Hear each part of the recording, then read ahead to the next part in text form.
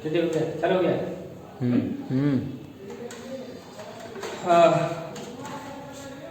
आप लोग को लेक्चर 1 और लेक्चर 2 दोनों का वीडियो का लिंक शेयर कर दिए हैं। लेक्चर 1 का लिंक हम शेयर कर दिए थे और लेक्चर 1 में लास्ट में थोड़ा सा आवाज़ का प्रॉब्लम हुआ था, जिसके कारण हम जो है पिछले साल वाला वीडियो 2 अपलोड कर दिए थे, उसका भी लिंक भेज दिए थे। दोनों को देख लीजिएगा, आपको कहीं से कोई प्रॉब्लम नहीं रहेगा, है ना। उसके बाद लेक्चर 2 का लिंक आज भेजे है कि नहीं। और आज आप लोग लेक्चर 3 पढ़ा रहे हैं और ये लेक्चर 1 लेक्चर 2 को पहले अच्छे से देख लीजिएगा, तब इसको देखिएगा। फेयर अच्छे से करना है, बढ़िया से फेयर करना है, जैसे क्लास में करते थे। आप लोग को पीडीएफ पहले भेज देते हैं, पहले उसको अच्छे से नोट कर लीजिएगा। जब तक वीडियो अपलोड होगा उसको 2 से 3 बार कॉपी को पढ़ लीजिएगा, बढ़िया से पढ़ लीजिएगा, अच्छा से, है कि नहीं। बढ़िया से पढ़ लीजिएगा।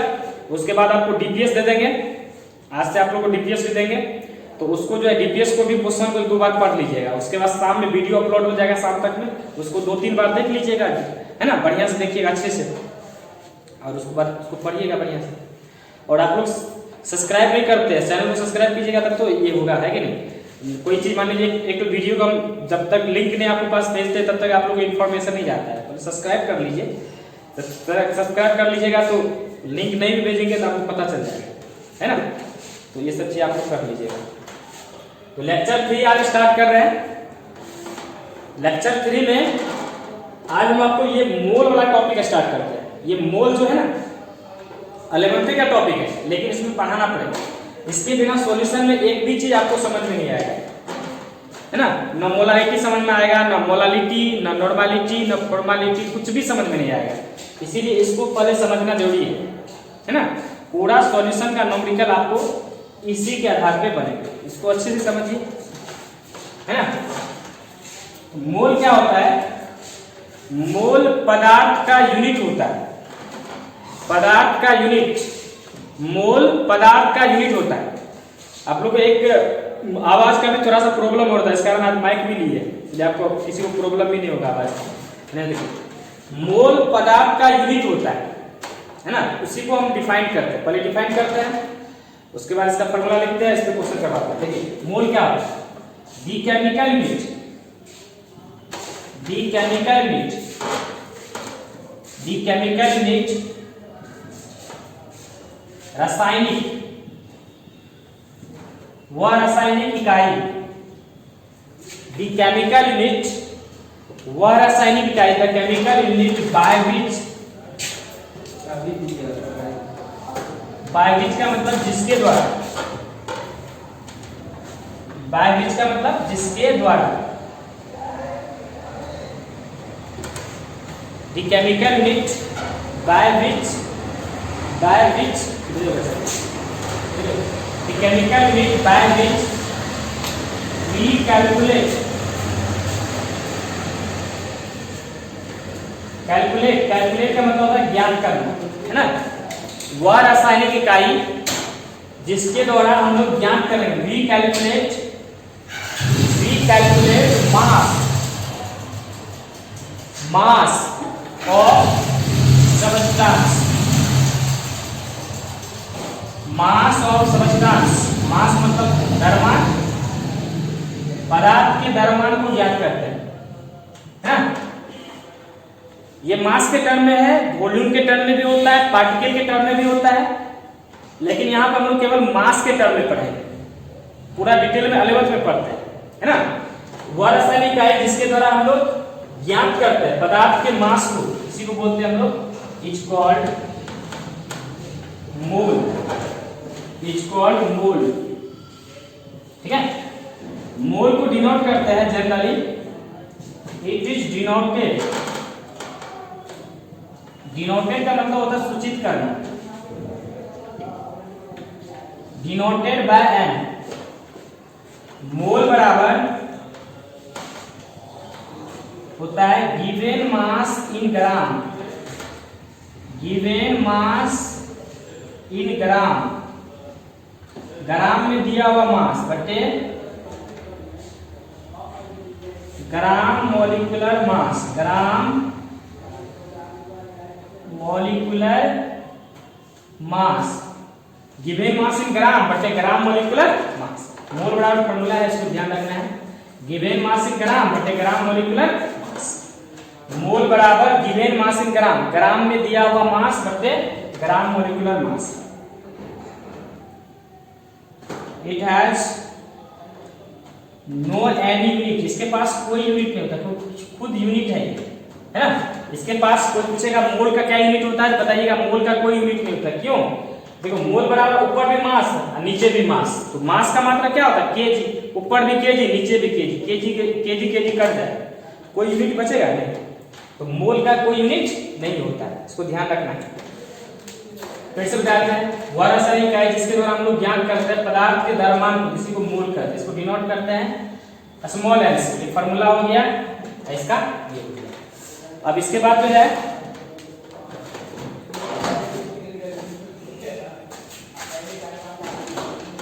इसके बाद हम मोल पे क्वेश्चन प्रैक्टिस करवाते हैं।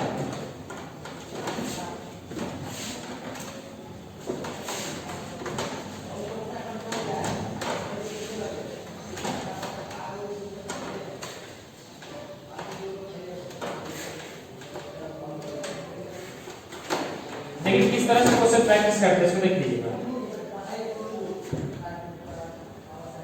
एक बार इसका कुछ एटॉमिक मास कुछ एलिमेंट का लिखा देते हैं, यूज होगा। हाइड्रोजन का 1, कार्बन का 12, नाइट्रोजन का 14, इसका यूज होगा। उसको लिखा सोडियम का 23, 24, फास्फोरस का 31, सल्फर का 32, क्लोरीन का 22.5, कैल्शियम का 40।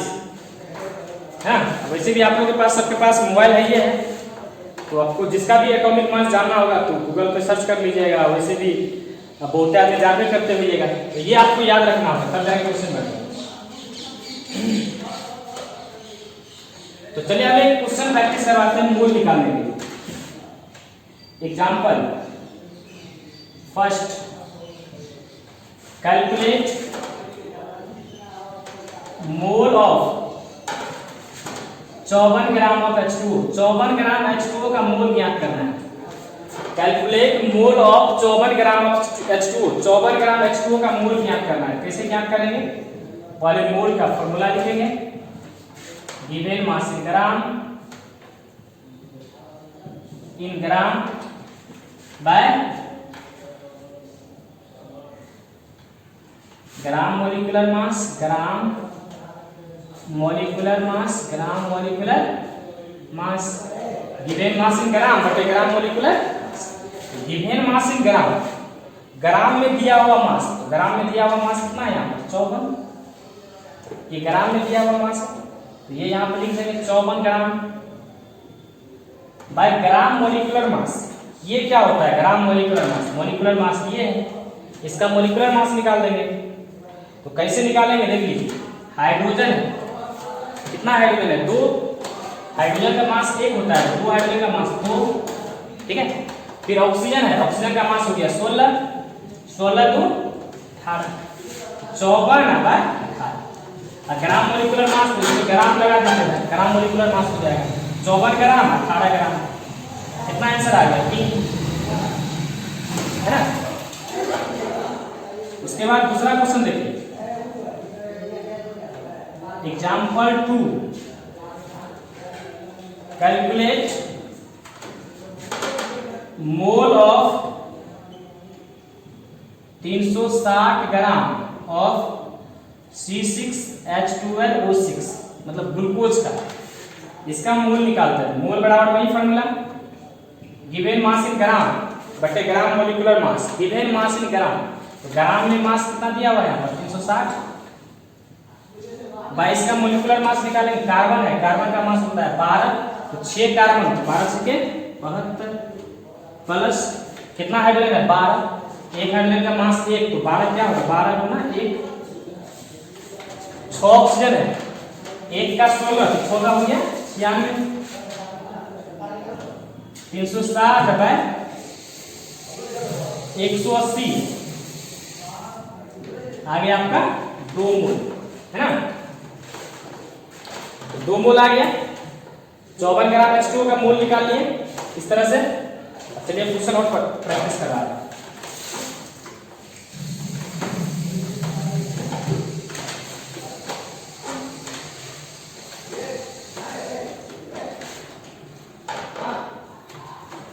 अगला क्वेश्चन है, जैसे 684 ग्राम ऑफ शुगर C12H22 मोल बराबर given mass in gram. Given mass हो गया 684, इसका फिर कार्बन है 12 कार्बन, एक कार्बन का मास 12 कार्बन हो गया 12 बराबर 144। 22 हाइड्रोजन है, एक का एक 22 का 22 हो गया। एक ऑक्सीजन का 16, 11 कितना होगा 16 गुना 11 176 आ जाएगा। ये हो जाएगा 684 बाय 342, है ना। मोल आ गया आपका 2। नहीं, इस तरह से हम लोग मोल निकाल सकते हैं किसी पदार्थ का। इसके बाद मोल के बाद हम लोग एक मोल के बारे में पढ़ते हैं। 1 मोल क्या होता है? 1 मोल 1 मोल, एक मोल क्या होता है इसको थोड़ा समझिएगा। नहीं, 6.023 गुना 10 पे पावर 23, कोई भी चीज को एक मोल कहते हैं। एक मोल क्या होता है? 6.023 10 पावर 23, कुछ भी होगा तो उसको एक मोल कहेंगे। नहीं, जैसे एक दर्जन 12 होता है, या 12 बराबर एक दर्जन होता है, तो 12 इक्वल टू एक दर्जन। नहीं, उसी तरह से 6.023 10 पे पावर 23 इज इक्वल टू 1 मोल। ठीक है, 12 इक्वल टू एक दर्जन। क्यों बोलते हैं एक दर्जन को 12? नापने में सुविधा होता है, आसानी होता है ना। इसी कारण जो है ये 6.023 10 पावर 23 बराबर एक मोल, है ना। मोल के द्वारा छोटे छोटे कण को नापा जाता है, छोटे छोटे कण को ज्ञात किया जाता है, छोटे छोटे कण, है ना। तो कण तो बहुत ज्यादा होता है, इसीलिए ये लिया जाता है। एक मोल बराबर 6.023 10 पावर 23, 6.023 10 पावर 23। अब हम 6.023 10 पावर 23 में इलेक्ट्रॉन्स लगाते हैं। ये हो जाएगा 1 मोल इलेक्ट्रॉन, 1 मोल इलेक्ट्रॉन कर लिया ना। 6.023 10 power 23 protons equal to 1 mole proton.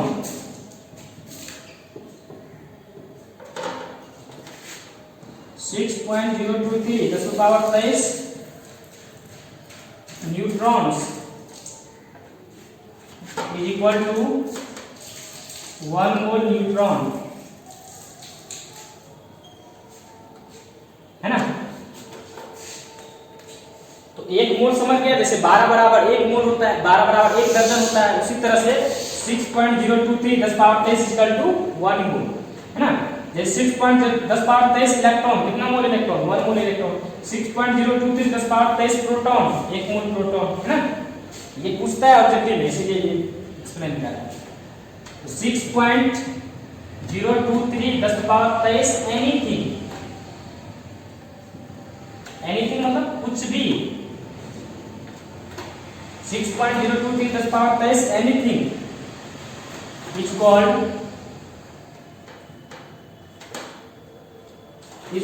1 mole. 6.023 10 power 23 कुछ भी, उसको क्या बोलेंगे? 1 मोल। 6.023 10 पावर 23 को 1 मोल बोलते हैं। नहीं, 6.023 10 पावर 23 एनीथिंग, कुछ भी देगा। जैसे 6.02 10 पावर 23 इलेक्ट्रॉन है, 1 मोल इलेक्ट्रॉन। 6.02 10 पावर 23 प्रोटॉन है, 1 मोल प्रोटॉन, है ना। तो 6.023 10 पावर 23 कुछ भी रहेगा, उसको क्या बोलेंगे? 1 मोल, उसको बोलेंगे 1 मोल। चलिए ये हो गया। अब इसके बाद हम लोग मोल जान लिए। अब थोड़ा सा एक इस पे एक चीज और आता है, वो गाड्रोज नंबर, उसको भी थोड़ा एक्सप्लेन करते हैं। नोट करके याद रखिएगा 6.023 10 का power 23 is called Avogadro's number. Avogadro's 6.023 10 power 23 को एवोगाड्रोज नंबर कहते हैं। 6.023 10 पावर 23 को एवोगाड्रोज नंबर, इसको डिनोट करते हैं, it is denoted by Na, है ना। और Na इक्वल टू होता है 6.023 10 का पावर 23। रेड कलर का मार्कर नहीं है? रेड कलर का मार्कर नहीं दिखाई दे रहा। रेड कलर का भी रहना चाहिए ना। 6.023 10 पावर 23 को बोलते हैं एवोगाड्रोज नंबर, डिनोट करते हैं Na से, दोनों कैपिटल होगा, N भी कैपिटल A भी कैपिटल। Na बराबर 6.023 10 पावर 23। ठीक है, तो ये हो गया आपका। एक चीज और याद रखिएगा, और 3 मार्क के ऑब्जेक्टिव पूछता है, आपको दिखाते हैं। Volume of gas, volume of gas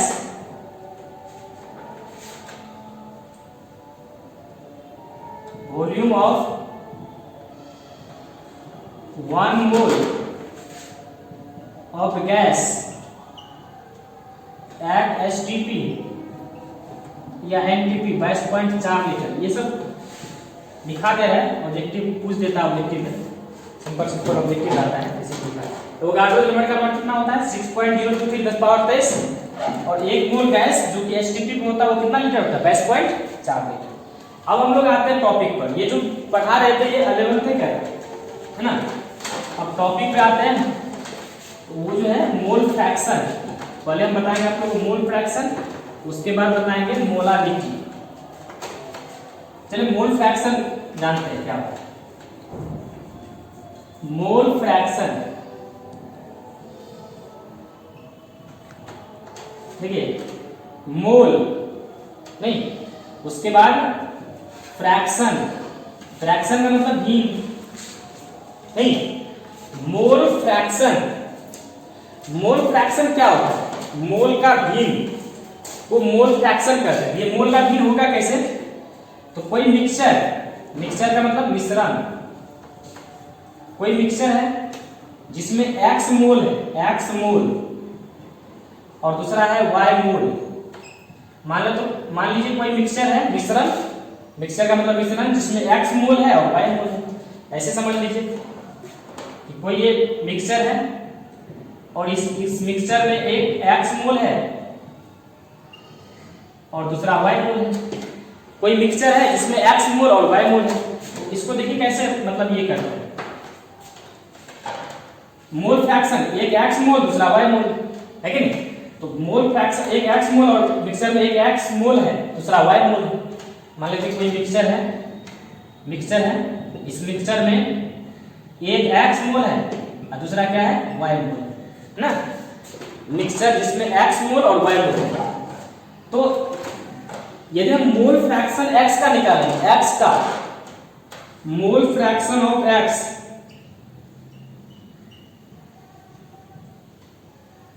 mole fraction of x, x का मोल फ्रैक्शन निकालेंगे, x का, इसका नहीं, तो जिसका मोल फ्रैक्शन निकालेंगे वो बटे टोटल का जो x का निकालेंगे तो x बटे टोटल x प्लस y, समीकरण 1। ठीक है, मोल फ्रैक्शन का मतलब क्या होता है, जिसका मोल निकालेंगे वो x का निकालेंगे वो बटे टोटल का जो, टोटल x और y है उसका जोड़, है ना। जिसका निकालेंगे वो बटे टोटल का जोड़। इसी तरह से मोल फ्रैक्शन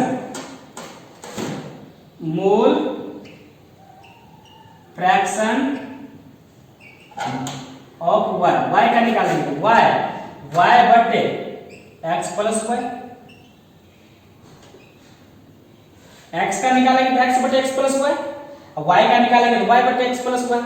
मतलब जिसका निकालेंगे वो बटे टोटल का जोड़, x का निकालेंगे तो x बटे x प्लस y, y का निकालेंगे तो y बटे x प्लस y। मतलब जिसका निकालेंगे वो बटे टोटल का जोड़, ठीक है, यही होता है मोल फ्रैक्शन, जिसका निकालेंगे वो बटे टोटल का जोड़।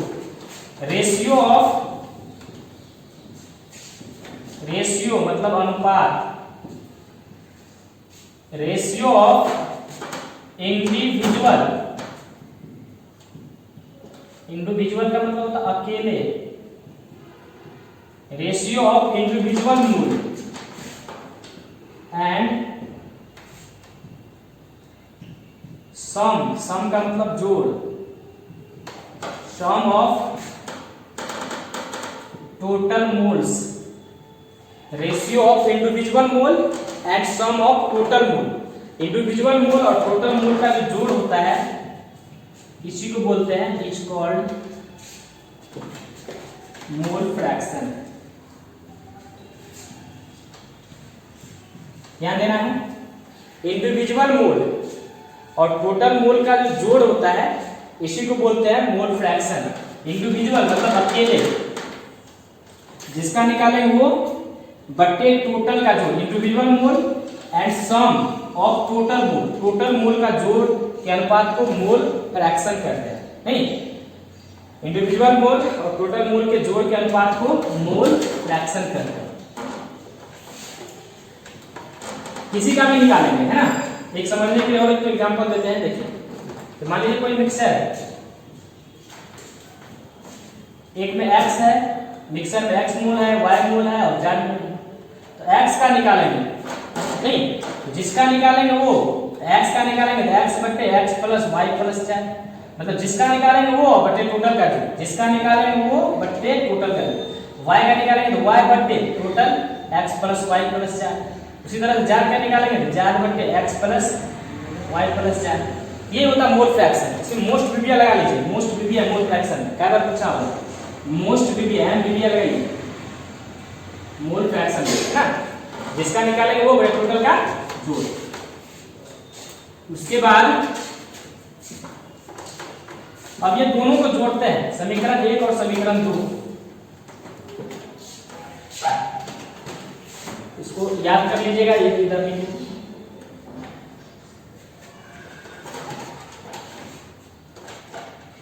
एक प्लस 2, एक कितना हो गया, mole fraction of x plus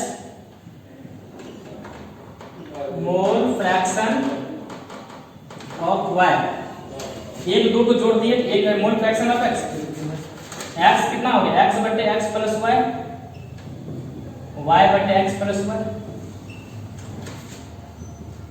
x plus y कट जाएगा, 1 हो गया। Mole fraction of x plus mole fraction of y equal to 1। याद रखिएगा, कितनों भी मोल फ्रैक्शन होगा किसी मिक्सचर का, सबका जोड़ हमेशा एक होगा, चाहे कितनों 5 ठो हो, x y z e f कुछ भी रहेगा, सबका जोड़ हमेशा एक ही आएगा, है ना। मोल फ्रैक्शन का जोड़ ऑलवेज 1 होता है।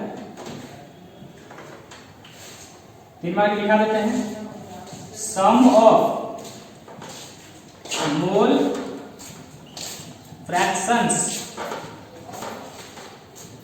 ऑफ टोटल सबस्टांस, जितना भी सबस्टांस है उसके मोल फ्रैक्शन का जोड़ इज यूनिटी।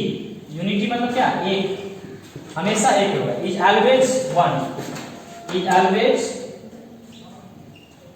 1, हमेशा एक होगा, इज ऑलवेज 1, इज ऑलवेज 1, हमेशा एक होगा। मोल fraction of individual substance, individual मतलब अकेले का जो मोल फ्रैक्शन का जोड़ एक होगा, और जो अकेले पदार्थ होगा अकेले, उसका मोल फ्रैक्शन हमेशा एक से कम होगा। मोल fraction of individual substance is always less than 1।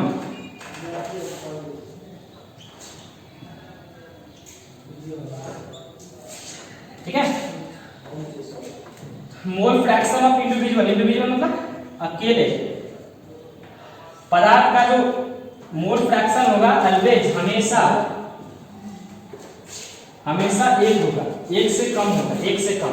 मतलब अकेले पदार्थ का जो मोल फ्रैक्शन होगा हमेशा एक से कम होगा, और जितना पदार्थ होगा उसका मोल फ्रैक्शन का जोड़ ऑलवेज 1, हमेशा एक, जोड़ एक और इंडिविजुअल पदार्थ का एक से कम हो। ये चीज हम लोग जान लिए। अब इस पे नॉमिकल प्रैक्टिस करवाते हैं।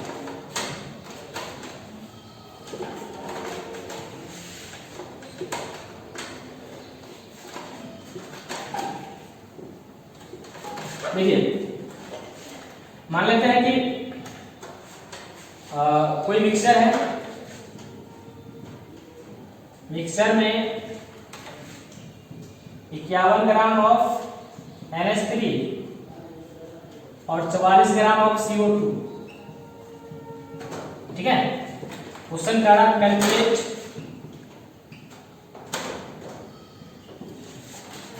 मोल फ्रैक्शन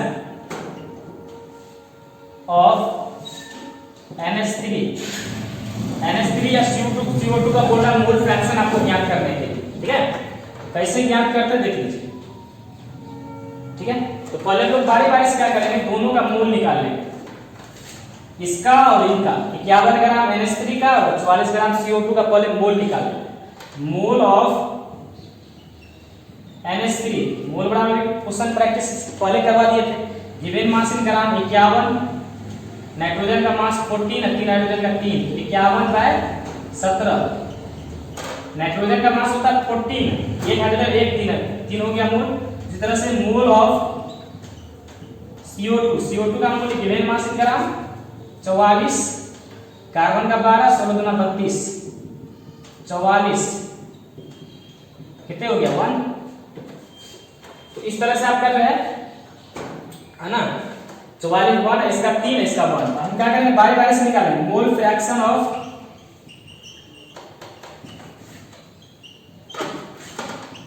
NH3 का निकालेंगे। NH3 कितना मोल है 3। मोल फ्रैक्शन क्या परिभाषा होता है, जिसका निकालेंगे वो बटे टोटल का जोड़। हम किसका निकाल रहे हैं NH3 का, तो वो बटे टोटल कितना हो गया 3 और 1 4, तो 3 1 4 नहीं 3 + 1 3 1 3 बटे 4 पहला को। इसी तरह से मोल फ्रैक्शन ऑफ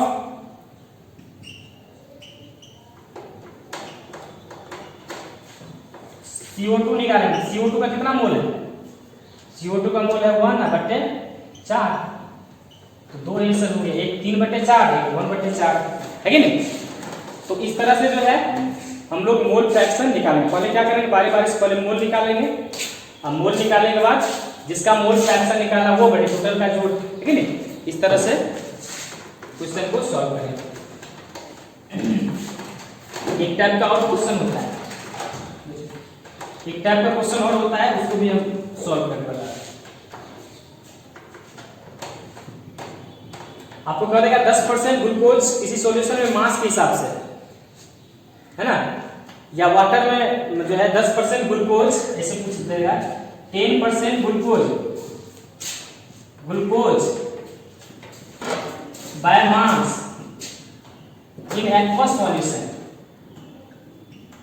एक्वस सॉल्यूशन बताया था, जिस सॉल्यूशन में सॉल्वेंट वाटर हो। 10% glucose by mass in aqueous solution, then calculate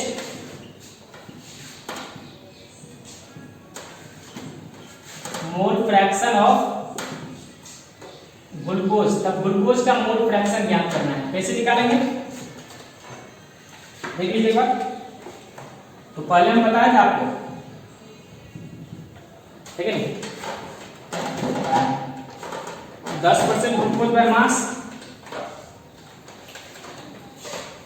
ये वाला लेक्चर 2 में हम बताए थे 10% ग्लूकोज यदि मास के हिसाब से, ग्लूकोज का फॉर्मूला क्या होता है C6H12O6। 10% ग्लूकोज यदि मास के हिसाब से है बाय मास, इसका मतलब क्या होगा, इसका मतलब वो आपका 10 ग्राम ग्लूकोज हो जाएगा C6H12O6 और 100 ग्राम सॉल्यूशन हो जाएगा। कौन सा सॉल्यूशन? एक्वस सॉल्यूशन, है ना। जो कम रहता है उसको सॉल्यूट बोलते हैं, जो कम सॉल्यूशन में कम मात्रा में रहता है उसको सॉल्यूट। यहां सॉल्वेंट निकालेंगे, सॉल्वेंट इक्वल टू होता है solution minus solute. Solution 100, solute 10, कितना ग्राम हो गया? 90 ग्राम। चूंकि एक्वस सॉल्यूशन है, ये जो सॉल्यूशन है कौन सा सॉल्यूशन है? एक्वस। यहाँ 90 ग्राम क्या हो जाएगा? वाटर हो जाएगा, H2, है ना। या नहीं भी कुछ सॉल्यूशन में दिया हुआ है तो एक्वस सॉल्यूशन मान के चलना है। सॉल्यूशन को ये नहीं स्पष्ट करेगा कौन सॉल्यूशन है, सॉल्यूशन का टाइप बताया ना, कंसंट्रेट, डाइल्यूट, एक्वस, नहीं तो ये स्पष्ट नहीं करेगा कि ये कौन सॉल्यूशन है, तो क्या करना है? वाटर ही मान के चलना है। आप एनसीईआरटी में इंटेक्स क्वेश्चन बनाइएगा, उसे हम सॉल्व करेंगे। कल आपको मोलारिटी पढ़ाएंगे तो मोलारिटी पढ़ाने के बाद जो है एक ही बार हम इंटेक्स का क्वेश्चन सॉल्व करेंगे, बढ़िया हमने क्वेश्चन सॉल्व। तो इस तरह सॉल्वेंट आपका 90 ग्राम H2 हो गया, है ना। तो अब क्या करेंगे? बारी बारी से दोनों का मोल निकाल लेते हैं। ये करके 10 ग्राम ग्लूकोज सॉलिड हो गया, इसका दोनों का मोल निकाल लेंगे बारी से।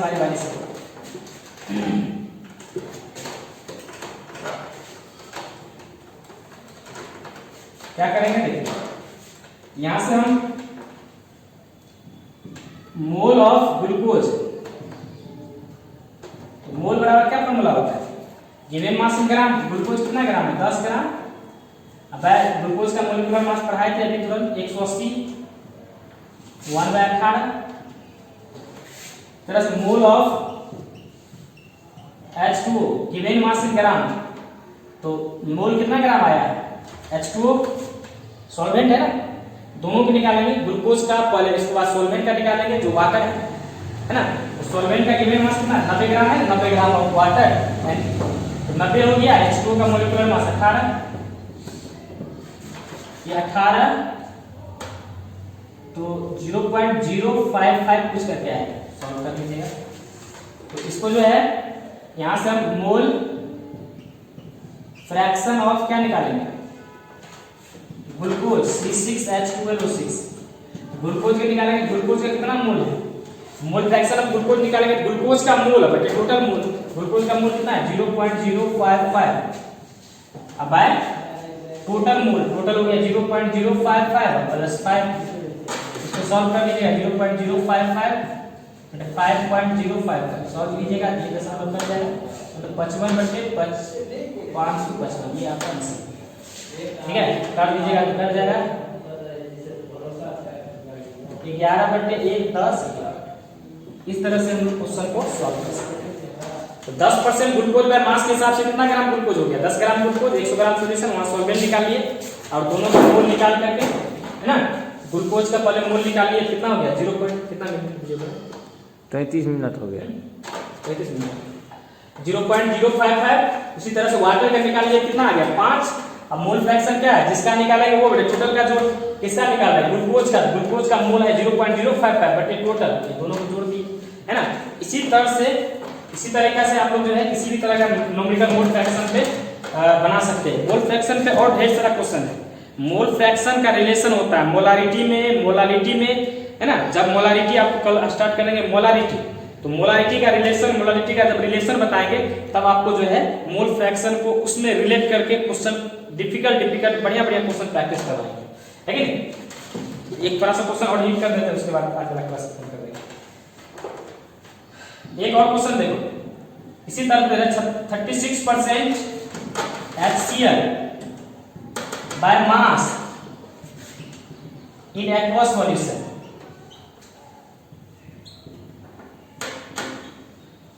then calculate